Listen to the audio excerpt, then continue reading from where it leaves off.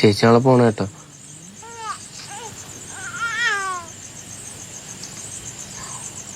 നമുക്ക് ബുദ്ധിമുട്ടാണ്ടെന്ന് വിചാരിച്ചിട്ടായിരിക്കും.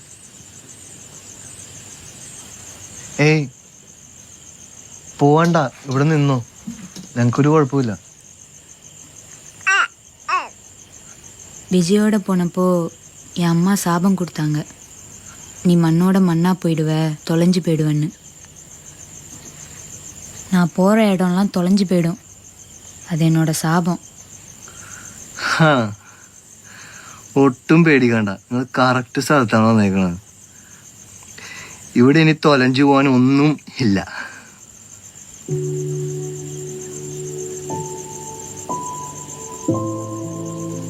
ഈ പഞ്ചായത്തിലെ ഏറ്റവും മോശം വീടാന്നല്ലേ നീ പറയണ, അല്ലേടാ?